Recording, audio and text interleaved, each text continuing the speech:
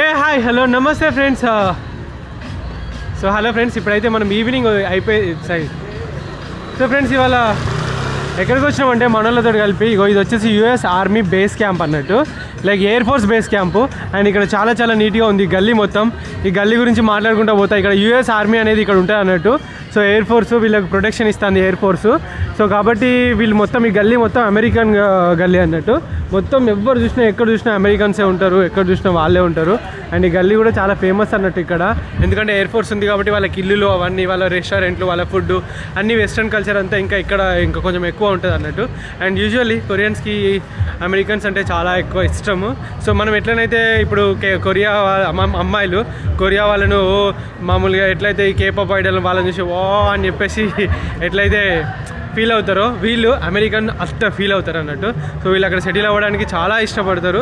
So అదే అన్నట్టు, మనకున్న పిచ్చి వీళ్ళకు వాళ్ళ మీద ఉన్నది అన్నట్టు పిచ్చి, అది మ్యాటర్. కానీ బాగుంది కదా ప్లేస్ అంతా కూడా, చాలా నీట్గా ఉంది. ఇదేదో పంచ్ పవర్ అట, ఎంత పంచ్ పవర్ ఉన్నది అని చెప్పి చూడడానికి చేస్తున్నారు. And it's your turn. గుద్దు లేదు, పడుతుంది. 9232 అంట, తక్కువ వచ్చింది. ఇంకా నెక్స్ట్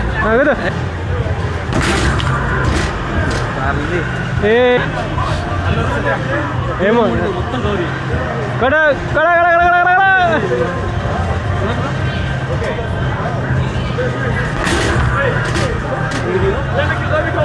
9200. అయ్యో ఇది పోతుంది 8000. అయ్యా ఇది రంజిత్ అన్న కోసమే. అయితే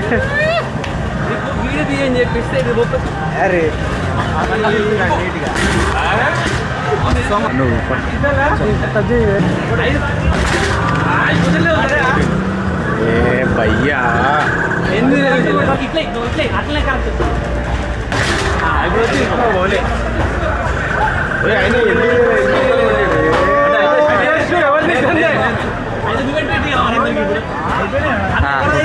మా ఫన్ అయితే అయిపోయింది. ఇంకా నెక్స్ట్ ఎక్కడికి?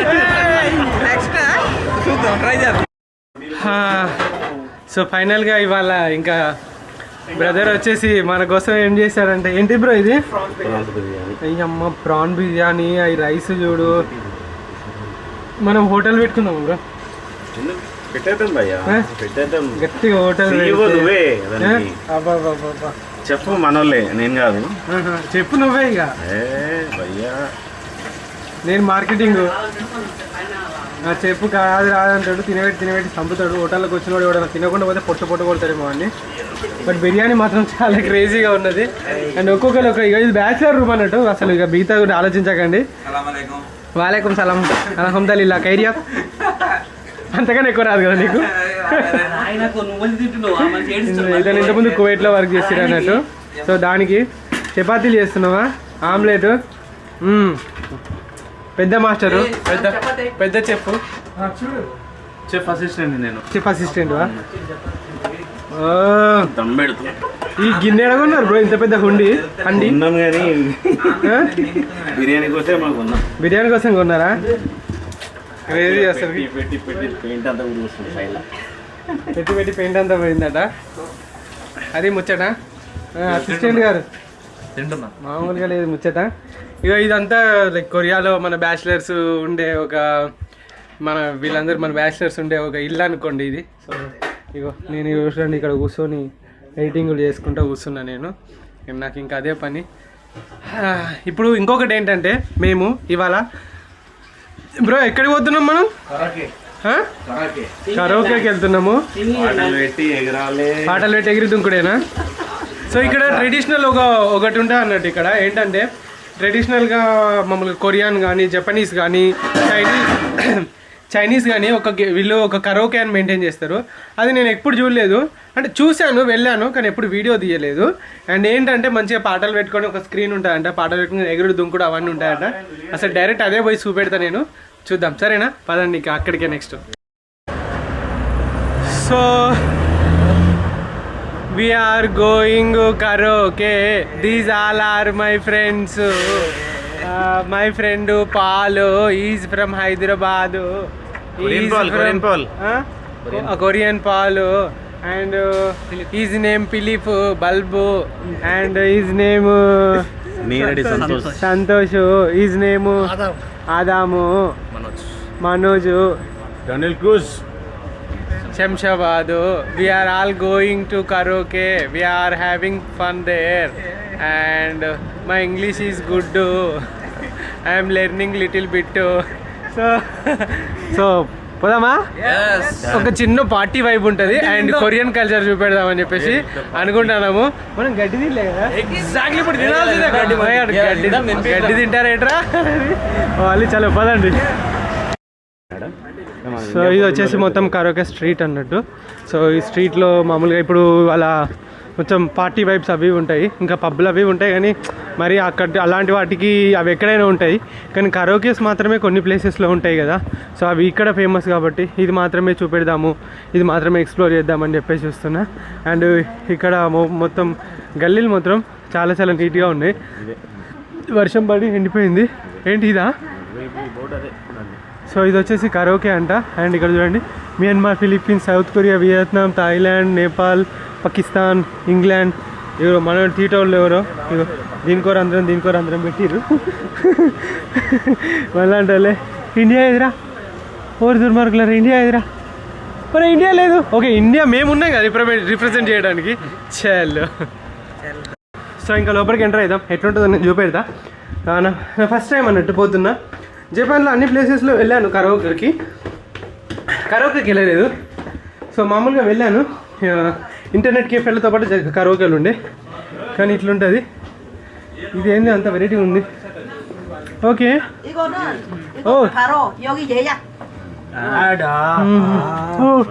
గద్దర్ పాట పెట్టిరా? నడుస్తున్న కాలమా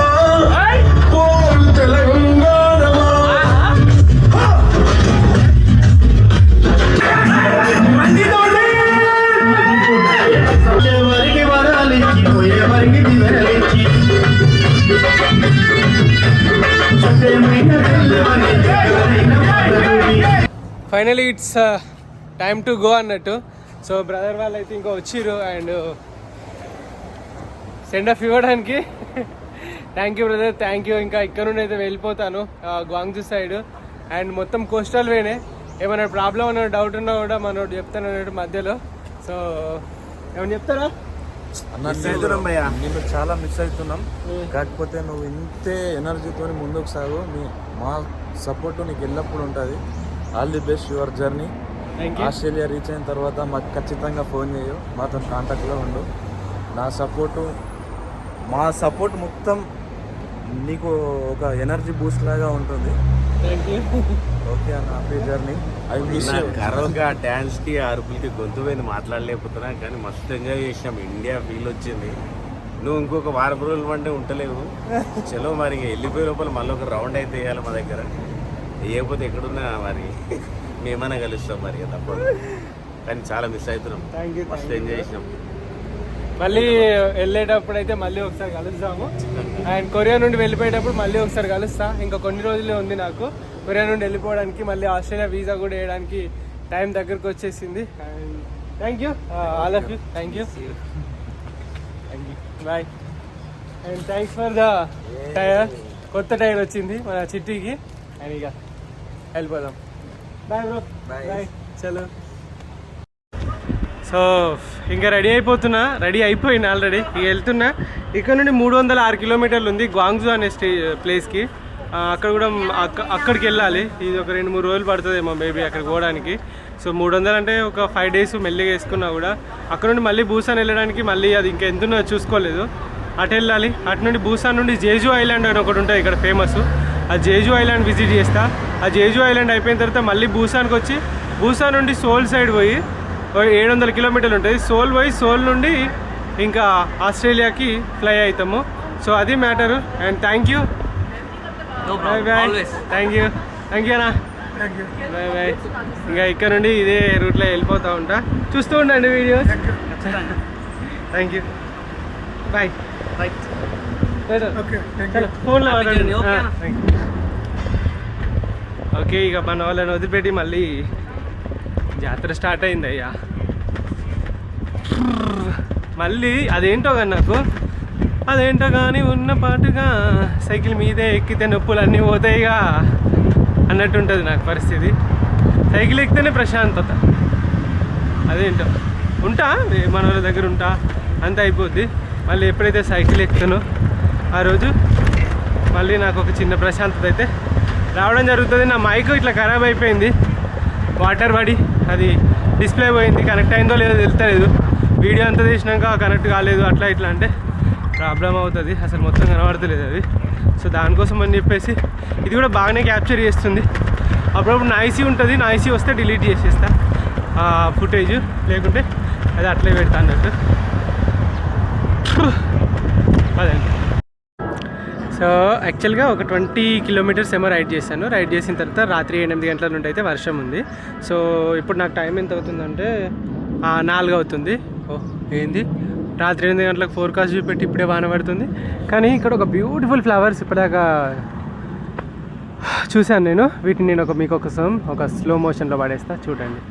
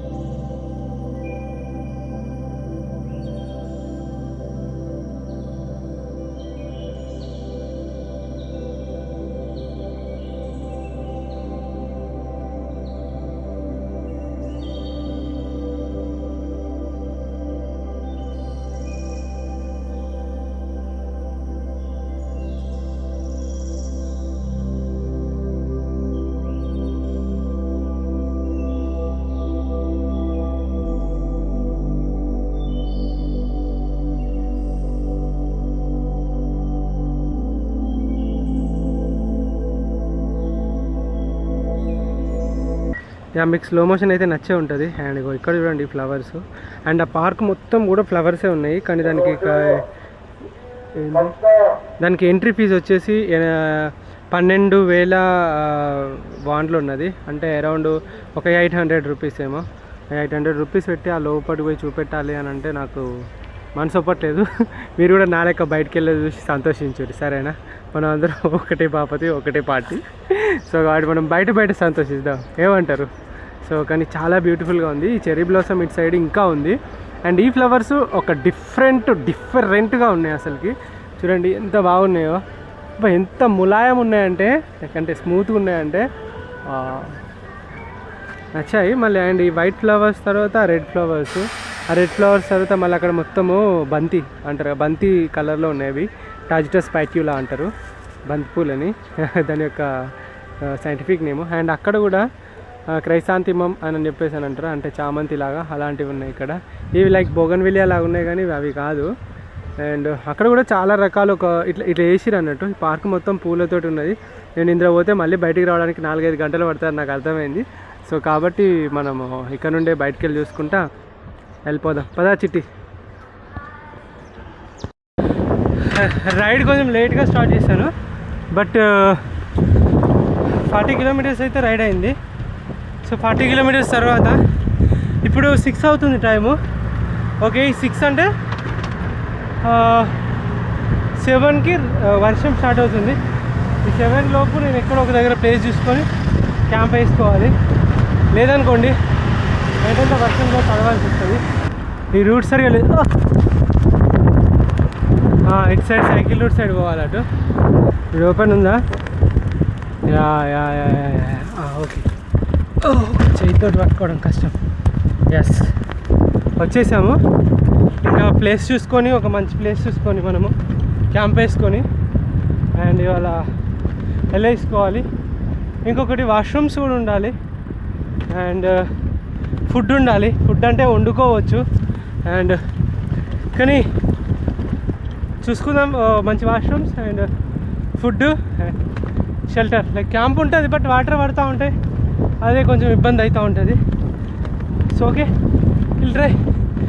అడ్వెంచరస్గా ఉండబోతుంది. చాలా తర్వాత మళ్ళీ మనది క్యాంపింగ్ సిరీస్ వస్తుంది అదండి. ఇంకొక 3 కిలోమీటర్లు అయితే ఒక మంచి ప్లేస్ ఉంది, అక్కడికే వెళ్తున్నా. 6 అవుతుంది కానీ అట్లా లేదు కదా, చాలా బాగుంది.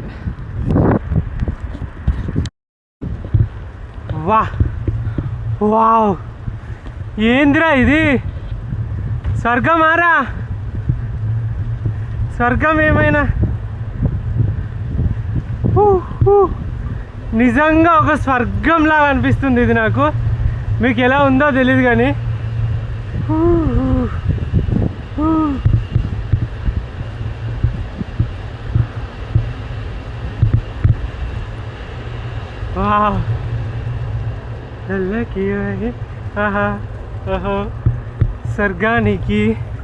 స్వర్గానికి దారి ఏది అంటే ఇది చెప్పుకోవచ్చు ఫ్రెండ్స్. అంత బాగుంది అసలుకి. Oh my goodness. I hear you breathe that healthy breath. I know it's all of you that I get.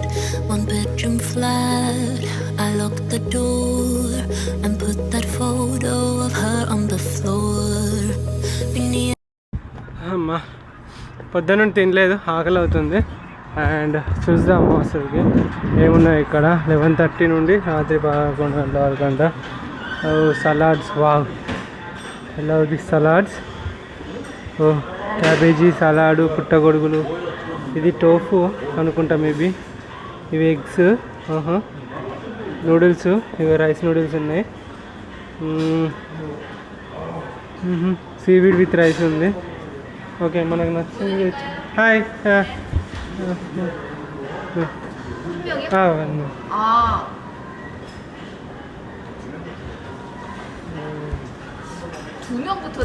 ఓహో, 1 no.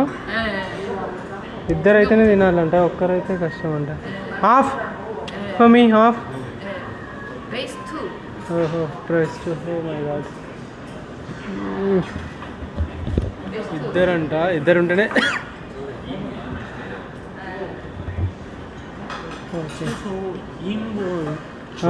Yeah I got you. ఇద్దరికి మాత్రమే ఉంటుంది అన్నట్టు, ఇది ఒక్కరికి ఉండదు అన్నట్టు. కానీ మనం ఏం చేయలేము. Okay, 2 మెంబర్స్కా 15,900. But for one person half, for 1 person half. So ఇప్పుడు వాళ్ళు ఏమన్నారంటే, తిందామని పోయినా కదా, పోయిన తర్వాత వాళ్ళు ఏమన్నారంటే ఇక్కడ ఇద్దరికి మాత్రం, ఇక్కడ మనకు ఫ్యామిలీ ప్యాక్ బిర్యానీ ఎట్లుంటుందో జంబో ప్యాక్ లాగా ఇట్లా ఇద్దరికి సర్వింగ్స్ ఇస్తారు అన్నట్టు. సో ఆ ఇద్దరం తింటే, సరే నేను ఒక్కరికి ఎంత కట్టాలి మీరు చెప్పండి అని అంటే, ఒక్కరికి 16,000 రూపాయలు చొప్పున, ఇద్దరు కలిపి 32,000 రూపాయలు ఆర్డర్ ఇవ్వాలి మీరు. ఇస్తేనే మీకు అది అవైలబుల్ ఉంటుంది. అంటే 32,000 పెట్టి నేను తినలేను కదా. అంటే 32,000 అని అంటే వాన్లు అంటే 2,000 రూపాయలు అన్నట్టు మన అయ్యన్నారులు. 2,000 రూపాయలు పెట్టి నేను ఒక డిన్నర్ చేస్తే పైపానం పైకి పోతుంది నాకు. సో దట్ నేను ఏం ఆలోచించిన అంటే అండ్ 6:27 అవుతుంది, ఇంకొక అర్ధ గంటలో నేను తినేయాలి అండ్ పోయి క్యాంప్ వేసుకోవాలి. ఇక్కడ నుండి 1 కిలోమీటర్న్నర ఉంది క్యాంపుకి మళ్ళీ, అంటే లైక్ అక్కడ ఒక దగ్గర ఉంది, ఆడ వేసుకోవాలి. ఎగ్జాక్ట్లీ 7 o'clockకి రెయిన్ ఫోర్కాస్ట్ చూపెడుతుంది. ఇంతలోగా రెస్టారెంట్ చూసుకొని తినాలి ఫస్ట్ థింగ్. చిన్న ఇట్లాంటివి జరుగుతూ ఉంటాయి. ఏడుందో రెస్టారెంట్ ఏంటో, ఇది చాలా చిన్న సిటీ అన్నట్టు, పెద్దదేం కాదు కాబట్టి ఫుడ్ సరిగా అవైలబుల్ లేదు. వావ్ ఇక్కడే ఉంది. మా ఏంటి ఇవి, అమ్మయ్య ఇక్కడ కూడా ఎంత అంటారో చూద్దాం పదండి. చూద్దాము ఇక్కడ కూడా. అమ్మని అమ్మ ఏందిరా బాబు, ఇక్కడ కూడా 15,000 20,000 ఉంది. ఇవన్నీ డ్రింక్స్.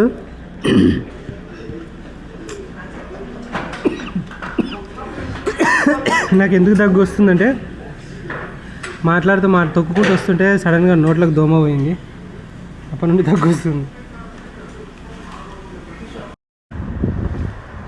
ఇక్కడ కూడా ఇద్దరు కలిపే ఉంది అండ్ 32,000 మళ్ళీ సేమ్ రేట్ ఉన్నది. నాకు కోపం వస్తుంది అసలుకి. అమ్మ ఏం లేవు ఇక్కడ.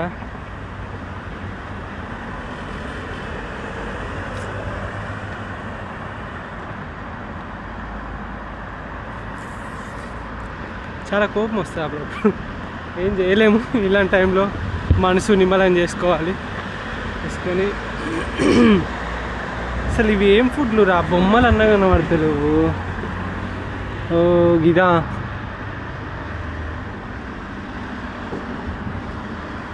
సరే నీ అమ్మ ఏదైతే అదైతే తింటా పోయి.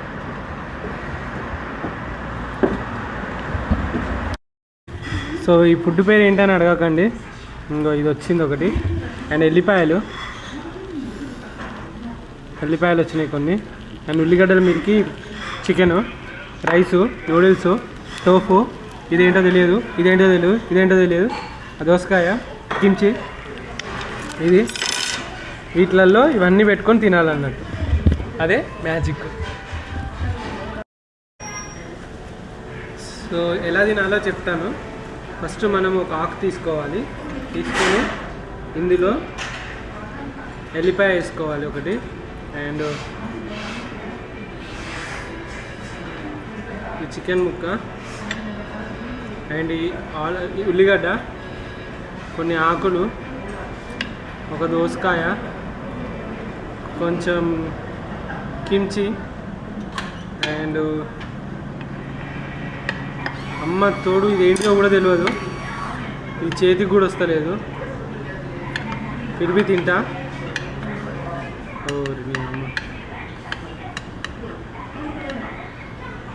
ఓ అది రావట్లేదు చేతికి, సో స్పూన్ తోటి వేసుకుందాం.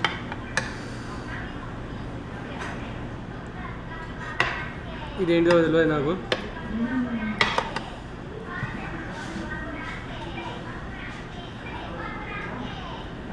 అంతే, ఇట్లా పెట్టుకొని తినడమే.